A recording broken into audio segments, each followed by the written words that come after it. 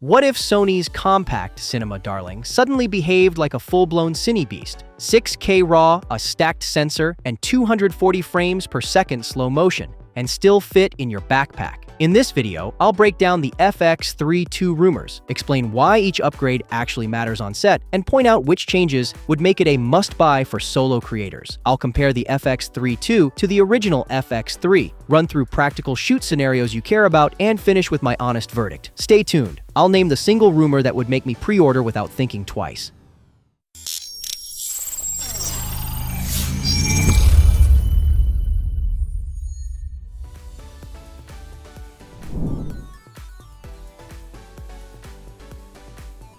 The loudest rumor is a fully stacked 24-megapixel sensor. That's not just a numbers game. Stacked sensors read out far faster, which reduces rolling shutter and enables higher frame rates with less crop. Practically, that means cleaner slow motion, fewer skewed gimbal pans, and the ability to oversample 6K into very sharp 4K. The extra resolution also gives you breathing room to reframe and pull editorial stills for social without losing detail. If Sony pairs that sensor with modern color science, you'll see better low-light performance and cleaner highlights when you push exposure. Real, usable improvements that change creative choices on set.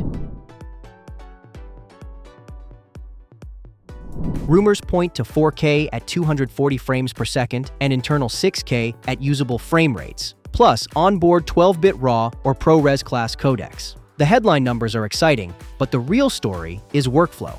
Internal 12-bit RAW means no external recorder, fewer cables, and less kit to babysit on a run-and-gun shoot. For creators who live for dramatic slow motion, product reveals, emotional documentary moments, cinematic reveal shots, this would deliver buttery motion and serious grading latitude while keeping setups simple and mobile.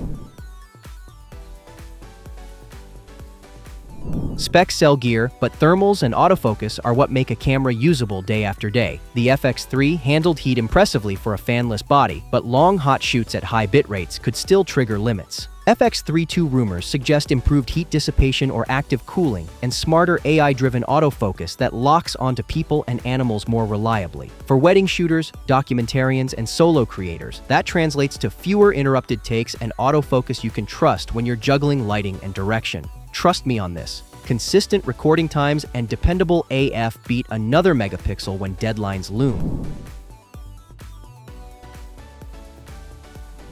Sony's pro mentality should stay. Dual card slots, full-size HDMI, and the detachable XLR handle for broadcast audio. Expect CF Express or similarly fast media support to handle 6K RAW streams and speed up on-set transfers.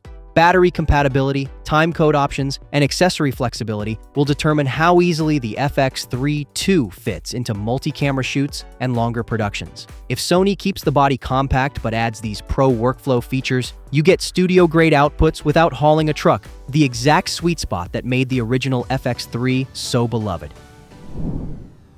Canon, Nikon, including Red Partnerships, and Panasonic are all pushing compact cinema forward, so Sony needs a meaningful leap. If the FX3 II delivers stacked sensor speed, extended frame rates, true 12-bit internal RAW, and robust thermals while staying priced sensibly, it will be the compact cine camera to beat. So if even half of these rumors hold up, Sony will give solo creators and indie productions the kind of image quality and dependability that lets them punch far above their weight. So, is the FX3 II worth the hype? Maybe, and the potential is very real. Which test should I run first when it arrives? Rolling shutter performance, slow-mo fidelity, thermal endurance, or autofocus in low light? Drop your pick in the comments.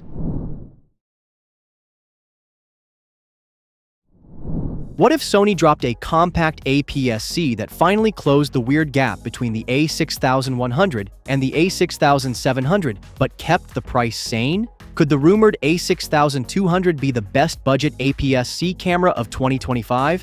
Today we're digging into the leaks, the likely 26-megapixel sensor lift, rumored AF and video upgrades, the design trade-offs EVF or no EVF, and, most important, the one spec that'll decide if you should buy on day one or wait. Stick around. I'll save my verdict for the end and give you the exact checklist to use if Sony actually announces it.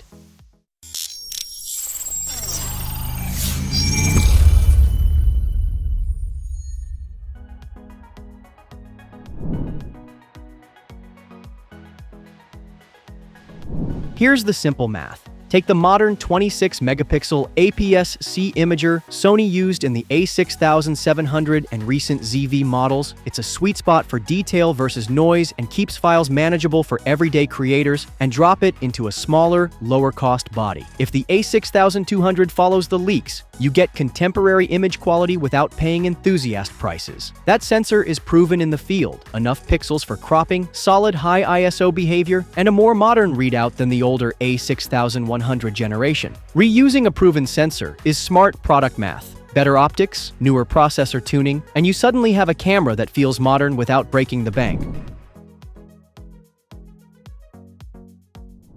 Autofocus is where you'll notice the difference first. Rumors point to updated AF algorithms and a faster image pipeline than the older 6000 line, meaning quicker subject detection, better eye and face tracking, and more confidence for hybrid shooters. For vloggers and busy shooters, reliable AF in both stills and video is more valuable than a handful of extra megapixels. On the video front, everyone expects 4K. How clean, whether it's 30p or 60p, and whether it gets 10-bit or advanced codecs is still in rumorland. Bottom line, if Sony ships a 26-megapixel sensor with modern AF and solid 4K handling, the A6200 will immediately be relevant to creators who want a small, dependable tool.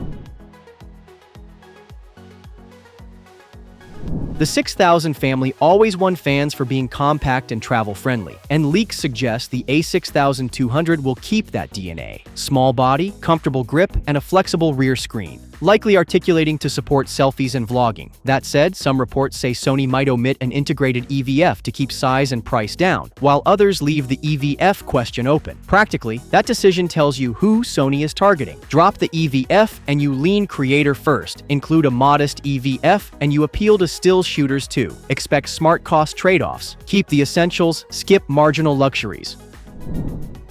If Sony prices the A6200 in the upper entry bracket, affordable but not cheap, it's a clear upgrade path for phone shooters or older entry bodies. Could it be the best budget APS-C of 2025? Maybe. But only if the sensor AF is as modern as rumored and the video features are truly usable. Would you pick a compact A6200 over a ZV model, or save for the A6700? Drop your thoughts below, and don't forget to like, subscribe, and ring the bell for the review if Sony announces it.